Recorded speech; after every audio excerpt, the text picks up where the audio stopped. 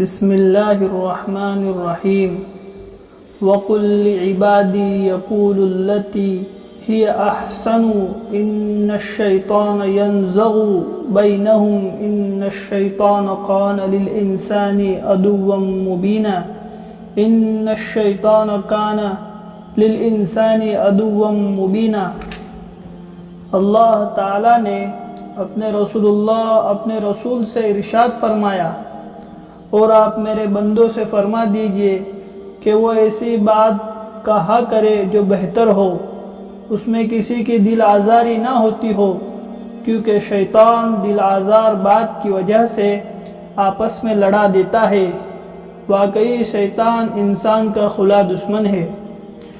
وَالَّذِينَ هُمْ عَنِ اللَّغْوِ مُعْرِضُونَ۔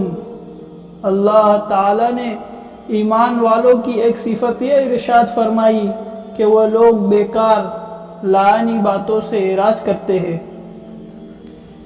منافق نے حضرت عائشہ رضی اللہ عنہا پر ایک مرتبہ تہمت لگائی۔ بعض بھولے بالے مسلمان بھی سنی سنائی اس افواہ کا تذکرہ کرنے لگے۔ اس پر یہ آیت نازل ہوئی۔ اللہ تعالیٰ کا ارشاد ہے، تم اس وقت عذاب کے مستحق ہو جاتے جبکہ تم اپنی زبان سے اس خبر کو ایک دوسرے سے نقل کر رہے تھے اور اپنے منہ سے ایسی باتیں کر رہے تھے جن کی حقیقت کا تم کو بالکل علم نہ تھا، اور تم اس کو معمولی بات سمجھ رہے تھے کہ اس میں کوئی گناہ نہیں ہے، حالانکہ وہ اللہ تعالیٰ کے نزدیک بڑی سخت بات تھی۔ اور جب تم نے اس بہتان کو سنا تھا تو اس بہتان کو سنتے ہی یوں کیوں نہ کہا کہ ہمیں تو ایسی بات کا زبان سے نکالنا بھی مناسب نہیں۔ اللہ کی پناہ، یہ تو بڑا بہتان ہے۔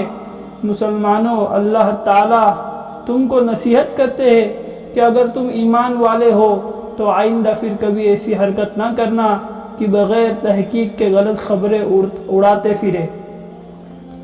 وَالَّذِينَ لَا يَشْهَدُونَ الزُّورَ وَإِذَا مَرُّوا بِاللَّغْوِ مَرُّوا كِرَامًا۔ اللہ تعالیٰ نے ایمان والوں کی ایک صفت یہ بیان فرمائی ہے، اور وہ بےہودہ باتوں میں شامل نہیں ہوتے۔ اگر اتفاقاً بےہودہ مجلسوں کے پاس سے گزرے تو سنجیدگی اور شرافت کے ساتھ گزر جاتے ہیں۔ وَإِذَا سَمِعُوا اللَّغْوَ أَعْرَضُوا عَنْهُ۔ اللہ تعالیٰ کا ارشاد ہے، اور جب کوئی بےہودہ بات سنتے ہیں تو اس سے منہ پھیر لیتے ہیں۔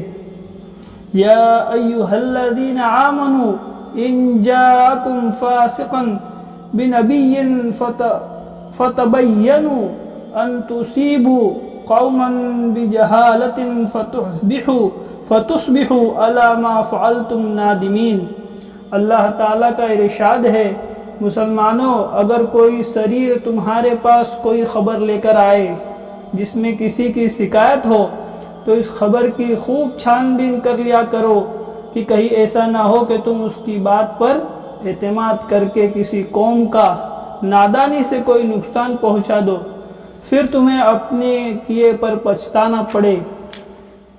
ما یلفظ من قول الا لدیہ رقیب عتید۔